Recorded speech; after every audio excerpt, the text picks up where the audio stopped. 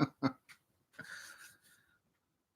right, good morning there. It is a Sunday morning. Usually the comic book talk of Sundays usually happens when it's rain, but we got the sun shining, even though it's probably like 30 degrees outside.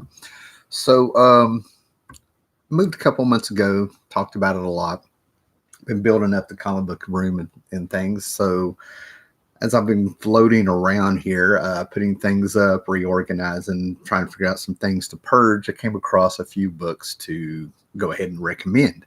I think over the years I've probably mentioned most of these, but like I said, as I've kind of crossed here, I've just sort of pulled them off the shelves, marked where to put them back, like right there, and figured we'll just take like, hey, here's some cool, cheap comic books to track down to read. And of course, I'll talk about them, shoot from the hip, and see what I remember and stuff, right? Man, looks like we already got people piling on in here. Nice, awesome. Okay, so one of the few things that I do here on this channel is it's not so much I talk about key books, books that are worth money. I like things that you actually sit down and can enjoy. Now, don't get me wrong, I like running across those forgotten gems in the dollar boxes, quarter boxes, and stuff. I've flipped quite a few books over the years. I figured this book is this character has popped up in. Oh, great. We're going to have internet problems today. But anyway, this book has popped up on, this character has popped up in, like, I think a few cartoons. I think it had an computer animated series. He popped up in a video game where he was actually a fighting character, which I thought was really cool. And that character is gone if you like your manga, right? Now, this is something a little different in my collection because this one is actually in color, but this is a hardcore, cool pen and ink book that you can sit down and read with kids and stuff. It's heavy. It's set in nature and heavy in nature. And of course, it's about like I think it's like a 2 foot little dinosaur with a hard head running around the wild having adventures and stuff, right? And there's mammals and birds as you can see, and he's just a cute little cranky dude that you read about as you go through his adventures. And there's no words in this because it's animals.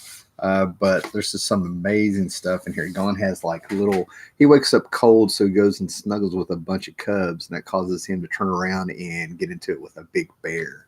He's always willing to fight, always having these weird little adventures, always trying to. And this whole book is just him trying to find a place to sleep and causing a lot of trouble as he goes through there. Um, but like I said, this takes place in the Jurassic era, is what it says. So there's other ones. What's going on here?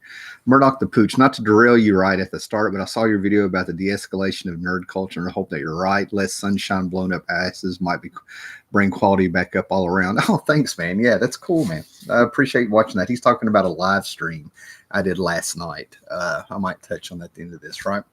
Now, I'm one of those guys that I've always had a thing for Bigfoot. I've always had a thing for cavemen. I like primitive stuff. I like post-apocalyptic stuff, or we're blown back to the Stone Age. I always loved that stuff. And this is one of the first books that has quite a history if you want to read up on it. But I think it's a great series, and it's some of Joe Kubert's best stuff. Actually, this miniseries that came out in the 90s through Eclipse Comics, I'm kind of concerned that I can't find it right now, or I pull it out because it's an oversized comic miniseries, is all about a caveman. And this is one of the first books, if not the first book, that got the 3D treatment, 3D comic treatment for you history buff and aficionados and stuff, right? But it's called Tor, the Caveman. Hey, good morning. Victor Thomas is in there. People are just floating on in here, right? But Tor is one of those books that I think you can find these cheap overall, except for maybe a few of the Eclipse books and stuff. But I think this started with a comic book company that I never would have heard of. It wasn't for Tor, but I think it was like St. John's Comics, St. Johnson's Comics, in the like in the 50s. And then this is the series in 1975 that DC sort of revived it. It might have popped up before. I think they try to make it into a daily news strip, comic strip in newspapers and stuff. But anyway, Torch, some of Joe Kubert's best stuff, where we come in there and it's just the adventures of a caveman who's a little bit more evolved than the other ones. And a lot of the concept is that in caveman days and stuff, you really didn't take a lot of chances to hurt yourself because you would die. And so it was very selfish creatures. And as things popped up, Tor was one of the ones who started thinking different. He actually sort of has a mullet because he figured out to cut his bangs. I mean, we're talking cavemen, people figuring this stuff out for the first time. And he's selfless because he was one of the first. He has the ability to kind of put aside his selfish nature to help others and stuff, right? And of course, it has fantasy elements and stuff because we have dinosaurs running around and monsters that he ends up fighting. It's kind of in the spirit of, like, I wouldn't quite say Edgar Rice Burroughs, but it feels like a little Robert E. Howard is in there a little bit, for you guys out there to know who they are. But Eclipse Comics, Joe Kubert put out like this 4-issue miniseries that was oversized. That is just fantastic. I mean, I think it's some of Joe Kubert's best work. And man, it was gritty. I mean, you felt the suffering. You felt these monster cavemen had kidnapped Tor and a girl, and you felt the danger, man, because they were like into the occult. They were some of the first pagans that were doing some stuff to them, right? So it's really different than superhero comics, and it still has all the elements of a good story to catch you in there and stuff. Very introspective. But it just amazed me how Joe Kubert likes to have he liked to have all of his work that he did to be able to be read by his grandkids and stuff, his family and stuff and things like that. And for him to have some elements of Tor that just kind of chilled me to the bone was amazing. Sometimes I guess being innovative with your own set of rules can make some great storytelling. Ross Sanders is out there. Hey, good morning.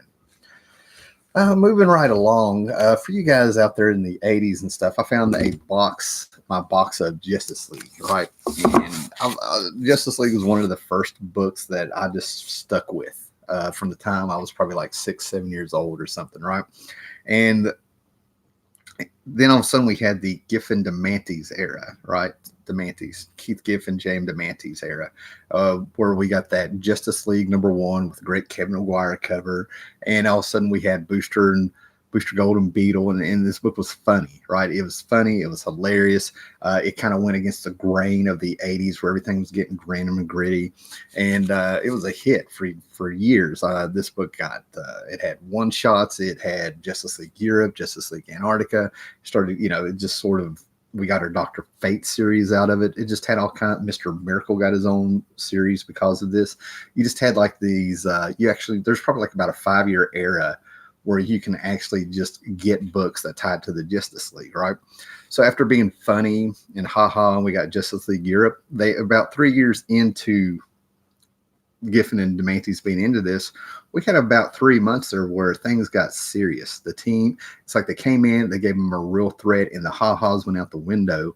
And all of a sudden we got like, a shot in the arm for the book where they were all really in danger. Like they really escalated things. Mike Murdoch, the Pooch, seems cool, like a different take on Commandy. I don't know where it's a caveman. I don't know. Check it out and see what you think about it. I think the perspective of the book with the character where we discover the reader discovers the world through the eyes of the main character. It's probably like that a little bit. It's great stuff here. But getting back to what I was talking about, Justice League number 38, 39, and we might as well say 40. And this is some of Adam Hughes' first work. Okay. But this is number 38. This one actually ended up being a little pricey. I'm not sure, but it's the return of a Silver Age villain.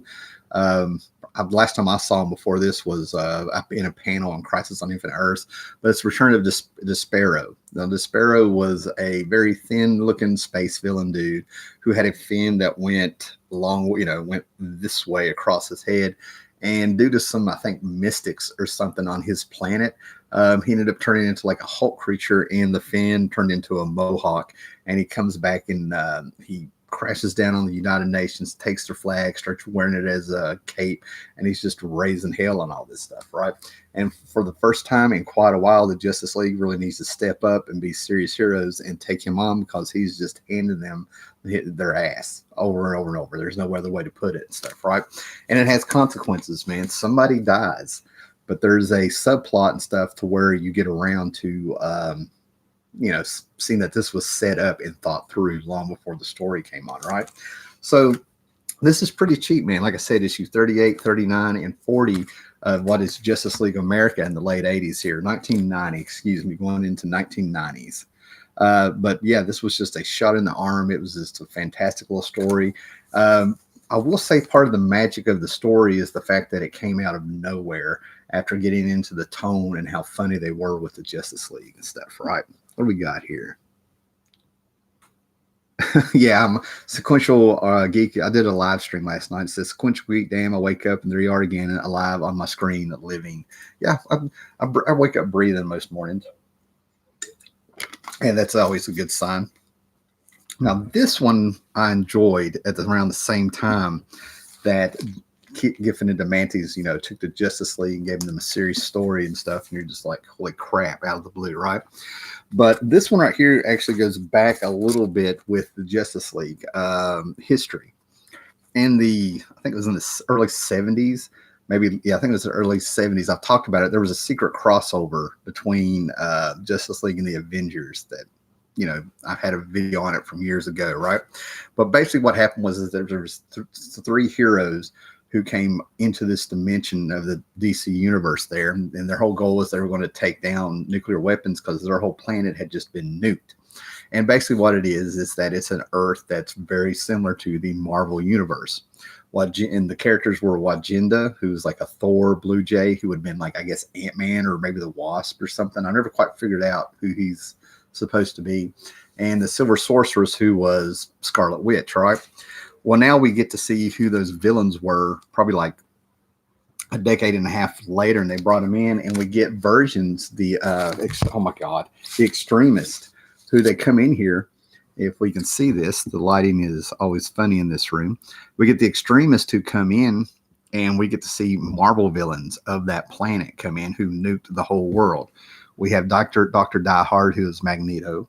Can't remember this dude's name, but it's Dr. Octopus done Clive Barker Hellraiser style. Metal arms and these tendrils that come out. Lord Havoc, who is Dr. Doom. I don't remember half these guys' names. Something Slayer, Dream Slayer, who is Dormammu. And then we have this dude who is basically Sabretooth. I'm kind of embarrassed I can't remember their names because I love these characters. And of course, I don't know when it was, maybe around the DC 52, they got revamped or something, had a miniseries. I don't know, Lord Havoc and the Extremists is what it was called, but they were brought back. And these guys get on the nuclear arsenal and they're just raising hell on it, And I kind of cracked up that naming the Magneto character after a battery was hilarious, right? Party time at Ground Zero. So this was a very interesting time for the Justice League, the funny comedy books, where we got nuclear annihilation going on and death and a monster, with alien occult powers coming down on you and stuff, the way I remember it and stuff, right? So those are cheap. Issues are 15, 16, and 17, right? So check those out. Find them in a dollar bin. They're fun reads, great art by Bart Sears, and just really fun books. And if you're a Marvel nut, you remember them of the era, it's kind of cool to see them. And there is a twist. There is a twist to these characters, man. What do we got here? I love this, although I'm not a big Justice League fan. No one is talking about variant covers or first appearances or D-list characters. Okay, cool, man. I'm glad you're liking what we're doing here, right? So like I said, some of these things will not blow you away, but they're just solid, fun reads is what I'm getting at. And then there's one here that I actually absolutely love the story. When I was talking about Tor a minute ago, I said I love the post-apocalyptic stuff. Well, here's one where it's based on the fact, and I've talked about this before, I've shown it before, I've just got the trade out here, but Wizard Magazine came out with, oh my God, what were they called? Well, this is through Dynamite. It became like Wizard Comics tried to make their own comic book company, right? They were publishing other books, and they got Garth Ennis, and he came out with this book called Just a Pilgrim. I have the individual issues here, but I'm going to show you the hardback because this also has Carlos Izaguirre. I hate to butcher that up. And I believe this is the man who was a co-creator of Judge Dredd, Strodium Dog, and things like that. I hope I'm remembering this right because he passed away a few years ago. But this is the book where mine is signed by Garth Ennis. I met him a couple years ago. But this is a story where the sun, all it did was just increase in size, and all the water evaporated, and it caused things and people to mutate and burn on the spot. So basically, it's a world where they're walking across the what used to be the ocean bottom, the bottom of the ocean. The whole world is a desert, and they're kind of looking for an escape, or looking for an Eden, if you will. And just the pilgrim comes out, and man, what a character, man. He has a cross, burned onto his face. There's a whole story about how he went nuts, how he went crazy, and terrible things happen to a lot of people. Now, the thing about it is that Garth Ennis I had to make peace with reading Garth Ennis's stuff, man, because he is atheist, or was atheist, or maybe he still is atheist, but he didn't have a problem using religion and religious texts and things like that to write fiction and stories and stuff, and like with the Preacher and stuff, right? But I got into this, and he made a character who is a believer. He's just a pilgrim. He's a pilgrim of God, is what he's saying in here, even though all these horrible and terrible things are going on. And there was a sequel to it after this where men found a space shuttle, and they want to escape the Earth, and it's all about him trying to stop them from taking the Bible out into space to let religion. I mean, it got kind of deep on the second miniseries, which is one of the reasons I think you never heard of it. But some of the villains that are really cool in here is that it turns into a pirate story. There's an actual pirate in here that's a scavenger, kind of think Mad Max, if you will, who's a scavenger on the bottom. He and his crew are just pirates they're on a boat, but it's on wheels, and they use the wind to go around. And Garth Ennis went all the way with this pirate. He's got 2 patches because both his eyes are put out. He's got 2 hooks for hands, and he's got 2 peg legs. And the guy is actually scary the way that he made him and stuff, right? And then, of course, the humans that are going with the pilgrim, walking across the ocean bottoms, the biggest asshole out of all of them gets grabbed by a monster, pulled underground. Everybody freaks out. He comes back up, and this monster had laid eggs inside of him where he looks like a great big huge scrotum with a head. That's what he looks like. And he can feel the little babies inside of him. So there's some stuff in here that's just out there, man. But it's a great read. In that first miniseries, in my opinion, will grab you, And then the whole time we start getting the origin of the pilgrim. And I got to tell you, man, some of the most messed up stuff I've actually read at that time. It probably wouldn't shock me too much now, but I was like, holy crap, man. It was amazing. It was a good book. All right. So for any of you Marvelites out there, and I've really got to, I want to have to get some bags to put over these because I'm seeing my stuff is getting scratched up from pulling them in and out, which is sad with the dust cover, man. But there's an area of Hulk. I talked about this when this came out.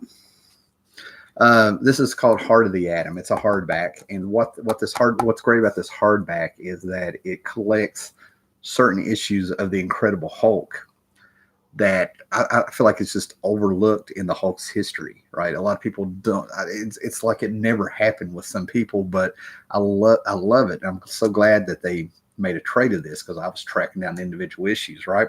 So the biggest thing about what we know about the Hulk is when it goes back, it was Bruce Banner and the Hulk.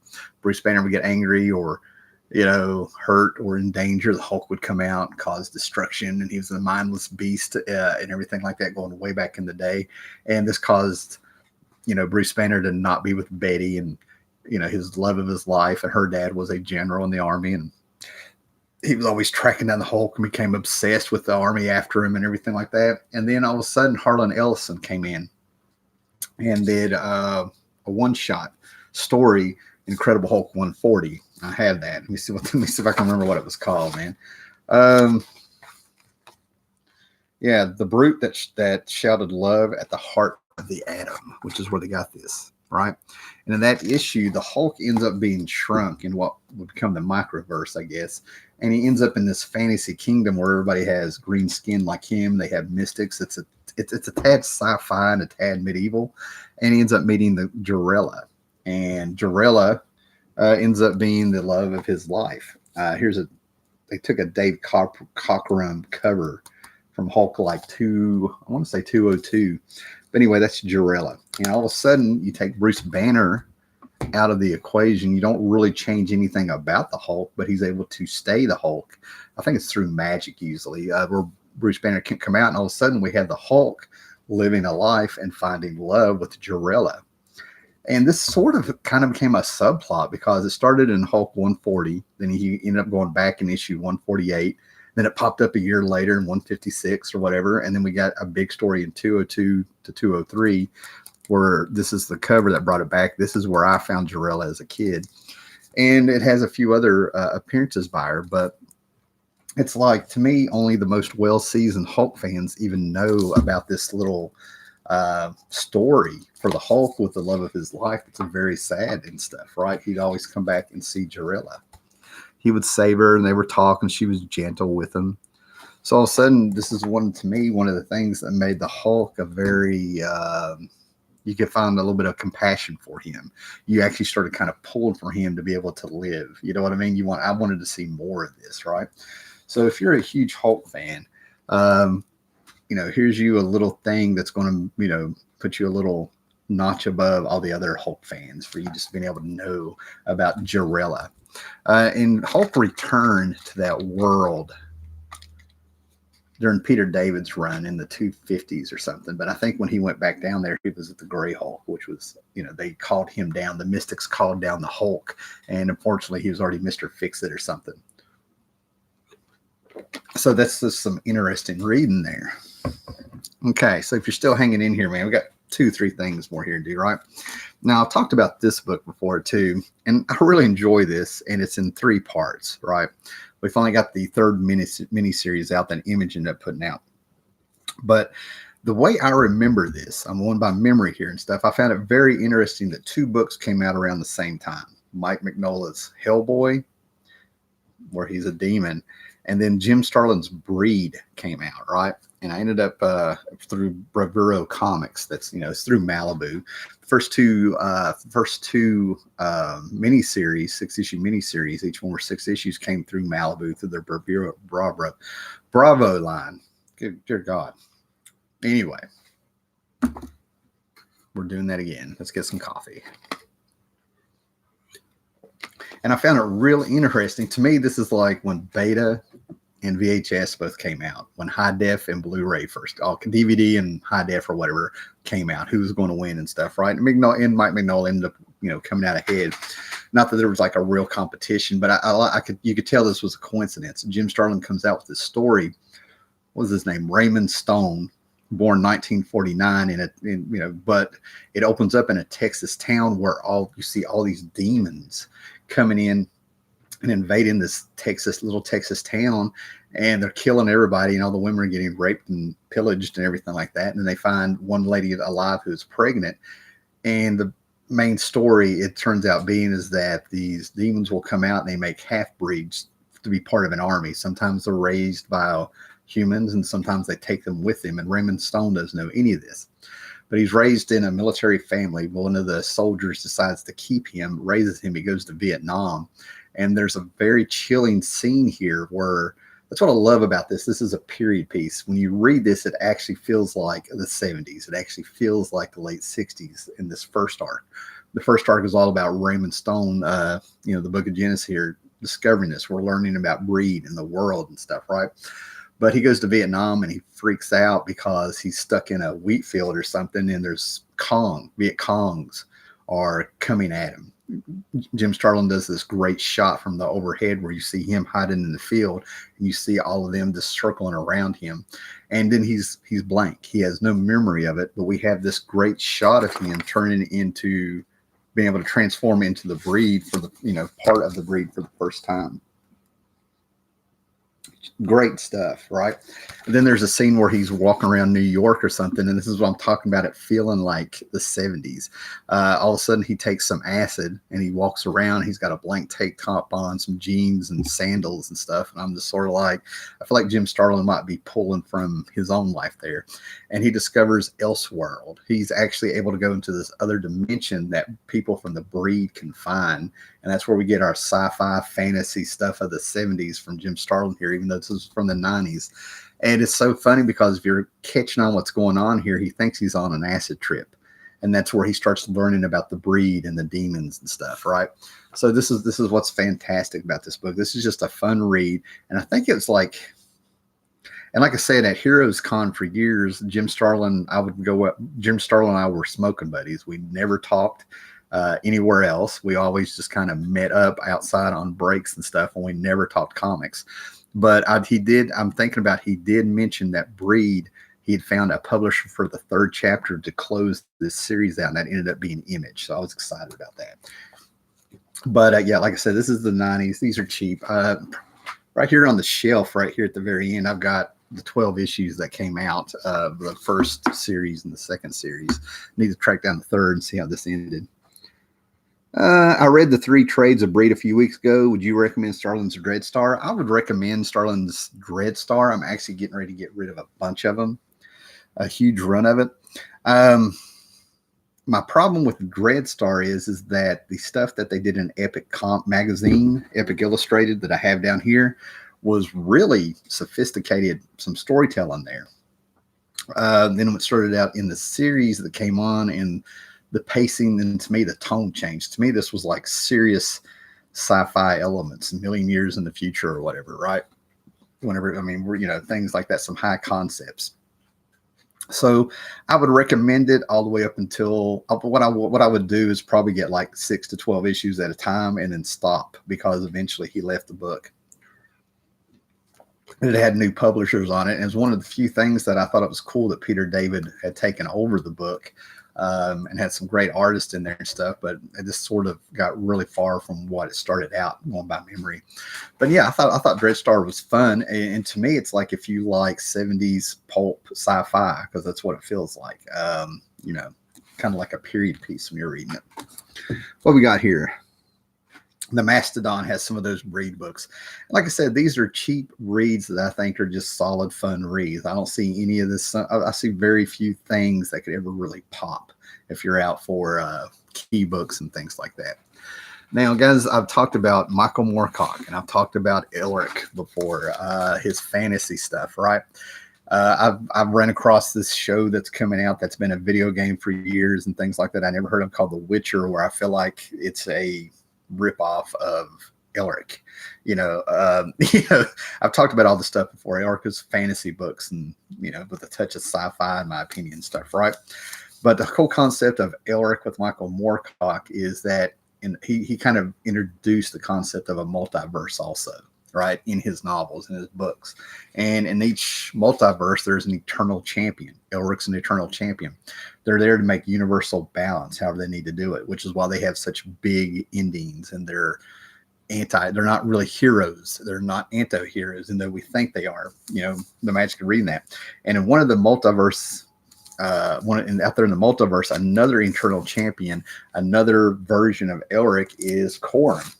What was he called? The Prince of the Scarlet Robe or something. But anyway, in the 70s, there was a trilogy of books, or maybe they were just a trilogy of stories. The Knight of the Sword, Queen of the Sword, and the King of the Sword, right?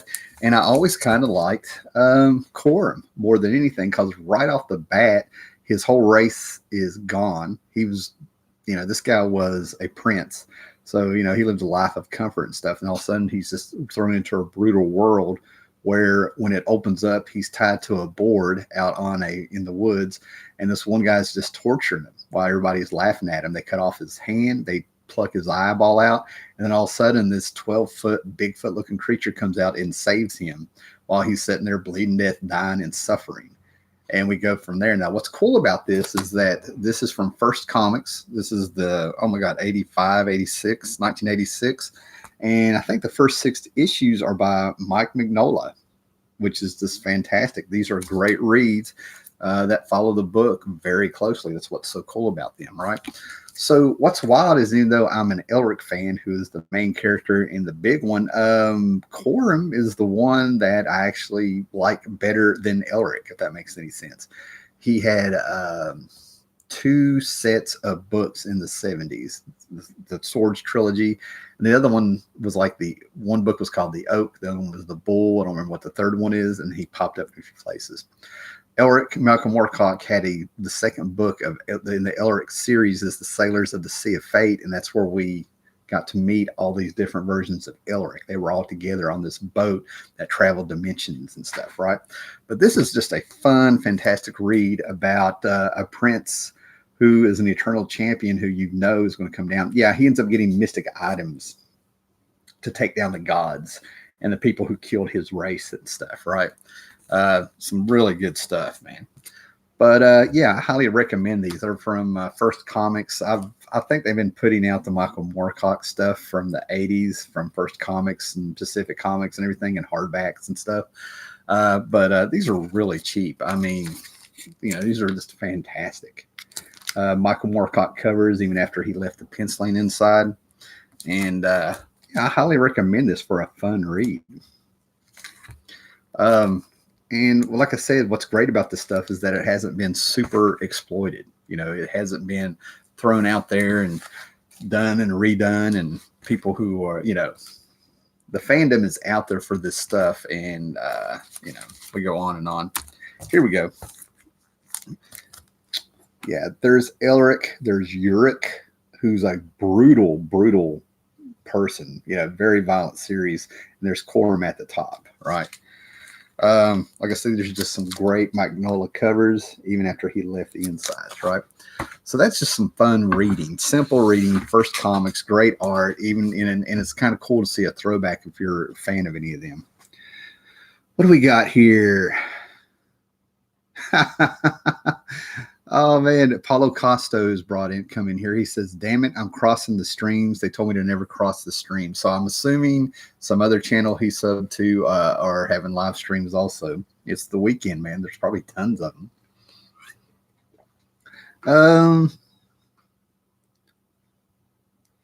Paulo Costos talking about the Corum books. He says, "I think that's where Mignola became himself. His artwork on the Hulk and Alpha Flight was less distinctive." Oh yeah, yeah. I feel like what's great to me, I found Mignola having his own art form big time was in the World of Krypton series, and this predates that. So yeah, I think you're right. I'll completely agree with you. This is where Mignola became Mignola. I started doing. Mignola always wanted to do monster books, right? So here we are with some sci-fi fantasy and some creatures he can draw. So yeah, Mignola always said that, you know, he feels very lucky that he finally gets to have a monster fighting monsters, and that's all he's ever wanted to do. Where we at? Oh, and everybody's talking. The Mastodon. If they would ever do an Elric film, it would be a travesty to not have Hawkwind on the source book. Do I have some Hawkwind?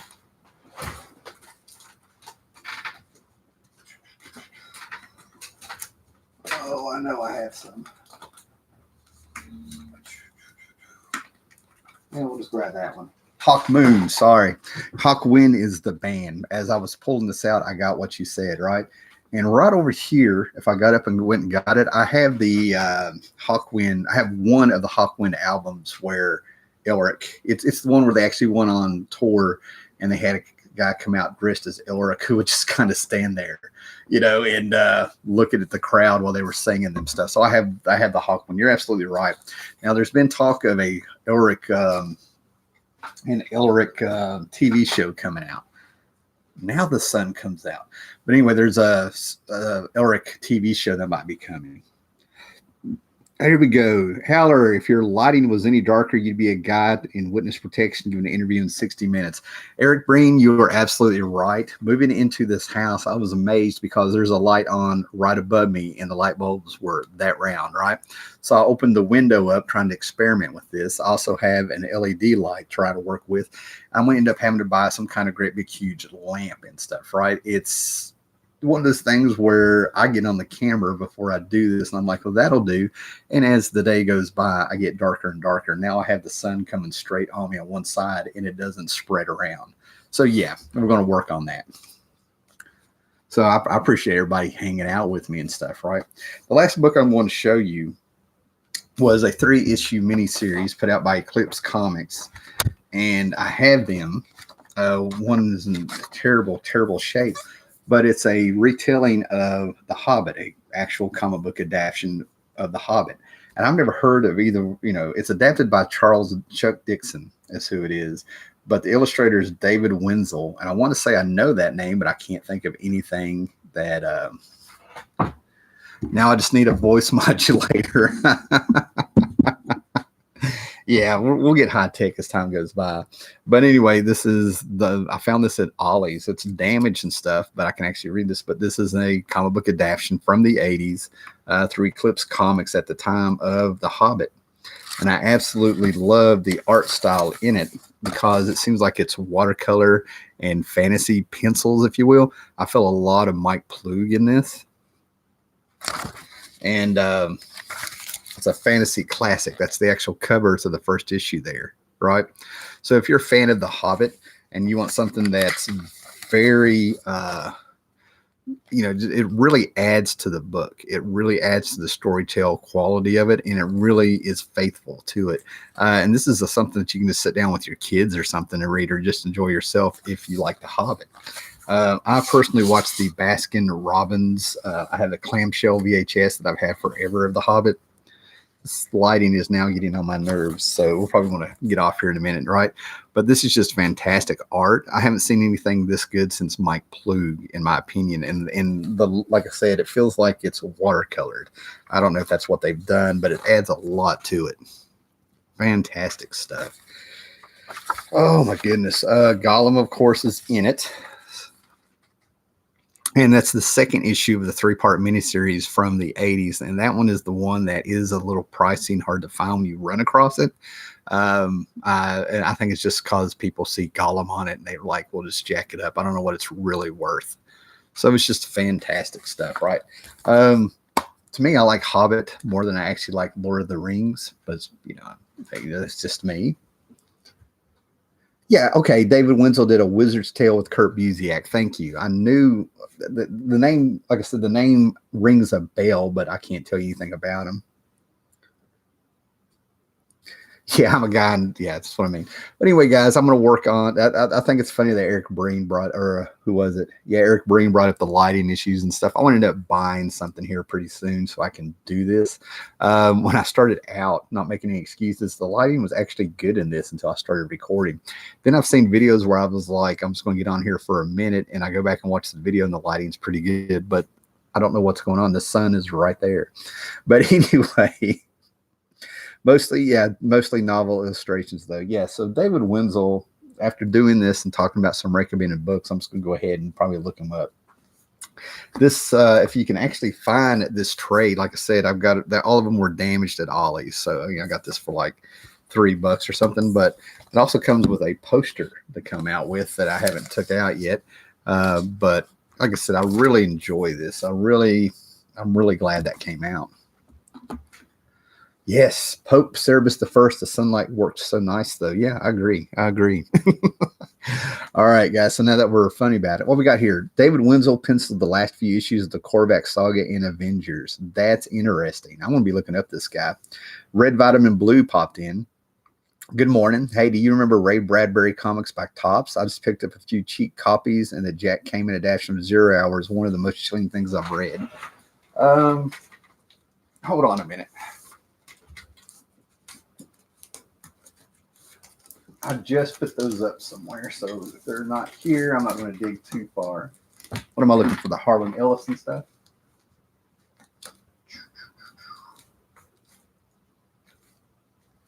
Well, real quick here, it's mixed in with my Ray Bradbury books from Topps also. These are recommended reading. Go back and try to find these stuff like that. But I have make sure. Yeah, here's the Ray Bradbury comics. I also have Harlan Ellison's Through Dark Horse, Dream Quarters and stuff. Yeah, but I have a bunch of these Ray Bradbury books, which are just fantastic. And I have no shame in it because I've done it since I was a kid. I've done it for years. I'm sort of scatterbrained about certain things. And I always end up getting Harlan Ellison stories and Ray Bradbury stories mixed up in my head. For some reason, those two authors just weave through my head. So yeah, I have those, and I have read that adaptation of Zero Hour. That's just a great. Another one that I like very much is I Have No Mouth and I Need to Scream, I think is the name of the story. David Winslow penciled the last few issues of the Korvac saga. I read that. Issues 166. Oh, I should have that. Avengers 176 and 177 is the David Winslow issues of the Avengers. Very interesting. That's right before Byrne came on, I think, if I'm going by memory here. Whatever happened to Korvac? Wasn't there some modern story about the current Guardians of the Galaxy death with him? I don't know. I'm one of those people that anything that's gone on with Marvel in the last 5 to 10 years, I just shake my head at, and I know very little, I don't know. Geek Marvel ended for me in 2012. Eric, yeah, a lot of people, people will say the same thing. Sleeper Reader, there's a link between Ellison and Bradbury, I think. At least in my mind, there is Sleepy Reader. When it comes to Harlan Ellison and Ray Bradbury, I grew up in a time where their books were around.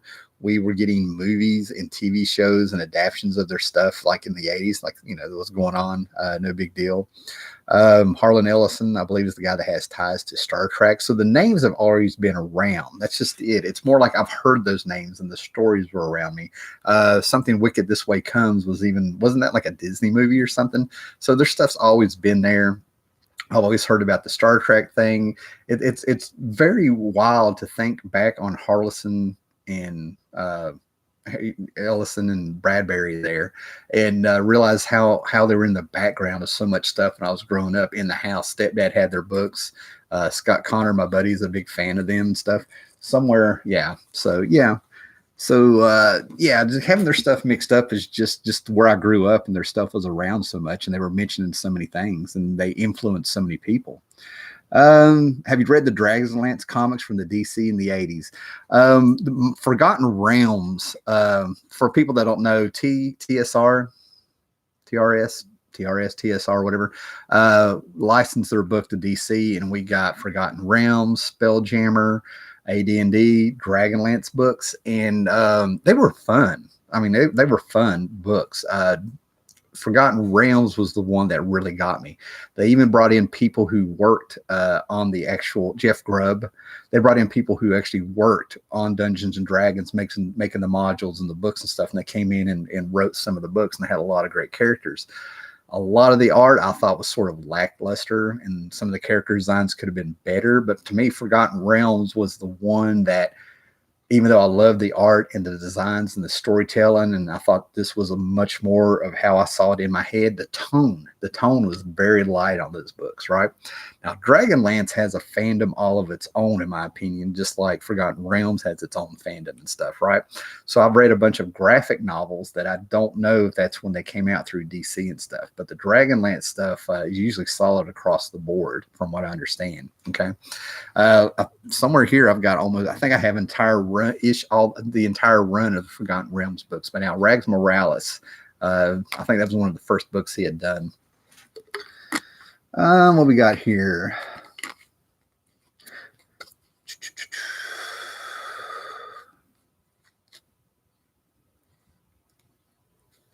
Yeah, 3 fill-ins from 78 to 180. Then Byrne came in with 181. Poetic, emotional short story writers. Sleepy Reader 666 talking about Ellison and Bradbury. Yeah, absolutely. Paulo Costa, the Korvac saga had a follow-up to the 91 or 92 annuals. I have those. I think they're forgettable. Back when they were doing connected crossovers in the annuals. Yeah, I have the King of Pain, where they took the New Mutants and X-Force and put them over there. We had the Evolutionary War. If you go back to the 90s, summer events were these big crossovers going through a bunch of the annuals, and they had the Korvac saga pop up.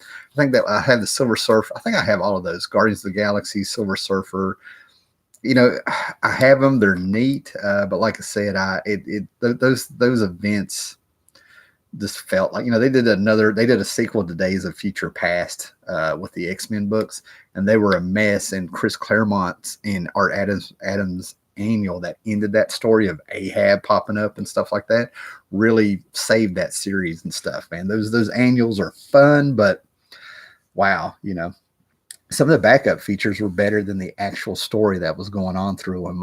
What did they have? They had the Serpent Crown. Didn't they have the Serpent Crown going on? Yeah, there's probably videos out there of all those events that were going on. Sequential Geek, what's up, Costa? That's from the 90s, but there was something recent with Korvac. They're still talking about Korvac. Yeah. Okay. We got people out there throwing some Dragonlance love. All right, guys. The sun is killing me in my face. I'm putting up stuff and trying to get this little room arranged to something where I can actually spin the camera around and maybe do a little tour of it. And I think I'm going to get on with my day here. My coffee is starting to kick in. So thanks for everybody. It took a little bit of time for popping up here on a Sunday. Thanks for people who crossed the streams, since there's other streams going on.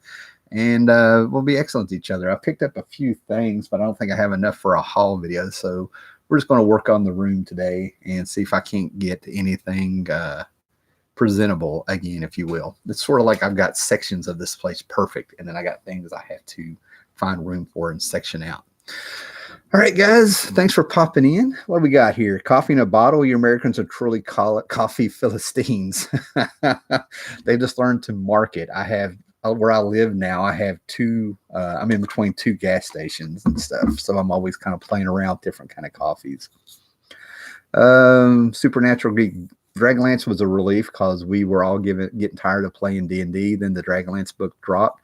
Wow, the characterization with those Major brothers alone was dope. Majori brothers. I want to go back and read I want to read the books of the Drow elves. Okay, that's the Drizzt, whatever the character's name. There's a big Drow elf named Drizzt who has a phenomenal fan base, I found out. All right. We'll be right back with Andy Rooney. That's funny. Howler's Marvel's best right now.